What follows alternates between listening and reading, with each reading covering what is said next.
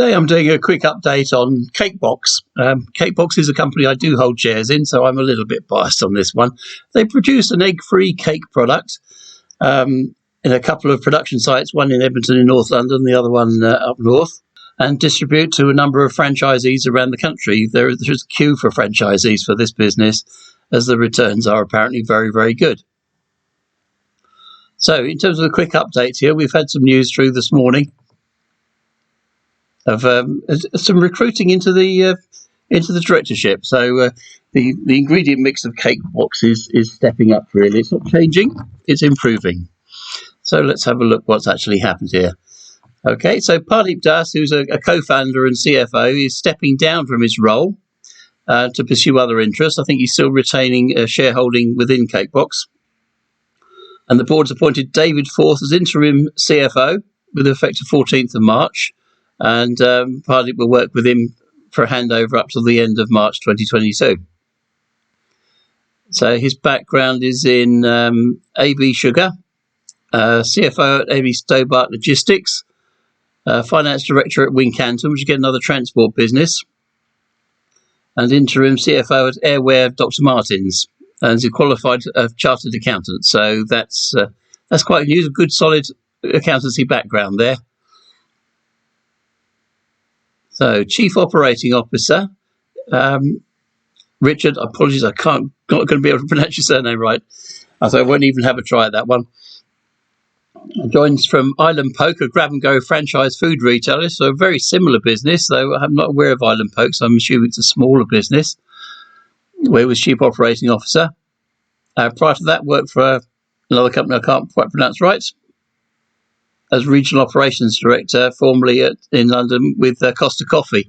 Now, the Costa Coffee one is probably the most really interesting experience, because it means that he's got the understanding of the running of that sort of franchised operation.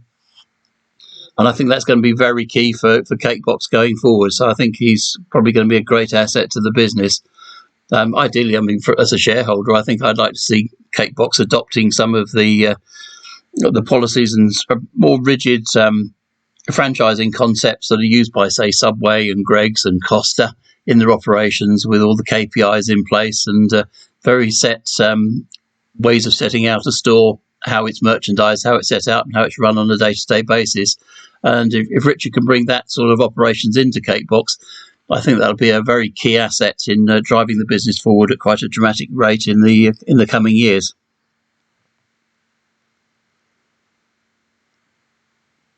Also recruiting Che Watkins as role of marketing director.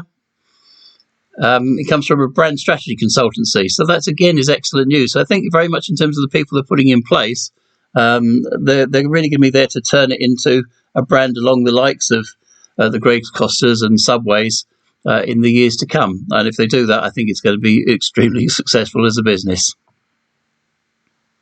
Little trading update. The financial year is coming to the end of March this year, so we've got another couple of weeks to go to that, so we won't see the full results through for the 2021 year for a little while, and I'll do a full update video at that time. But they're reporting it's been a strong second half to the financial year to date, so we expect the full performance of the full year to be in line with expectations, and the expectations were quite optimistic.